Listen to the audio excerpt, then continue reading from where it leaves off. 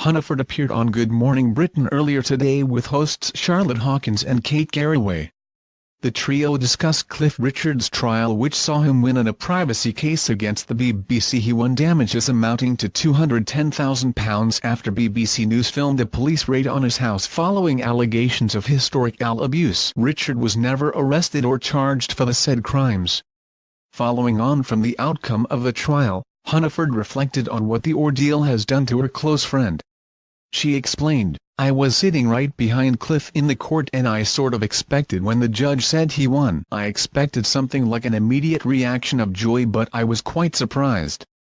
He was extremely emotional and outside the court he was almost in tears and could barely speak.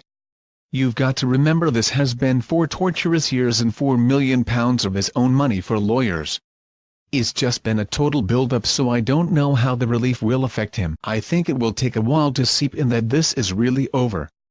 Hunniford added how Richard thinks he will never be the same again following the court process.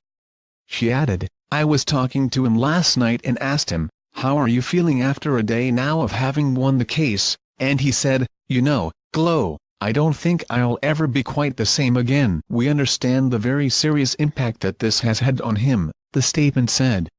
"We have thought long and hard about how we covered the story." They said in a statement, "We are sorry for the distress that Sir Cliff has been through. On reflection, there are things we would have done differently, however the judge has ruled that the very naming of Sir Cliff was unlawful.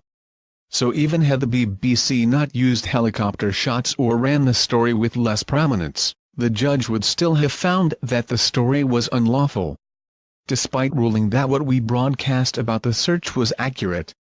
This judgment creates new case law and represents a dramatic shift against press freedom and the long-standing ability of journalists to report on police investigations, which in some cases has led to further complainants coming forward. This impacts not just the BBC, but every media organization. This isn't just about reporting on individuals. It means police investigations, in searches of people's homes, could go unreported and unscrutinized. It will make it harder to scrutinize the conduct of the police, and we fear it will undermine the wider principle of the public's right to know. It will put decision-making in the hands of the police.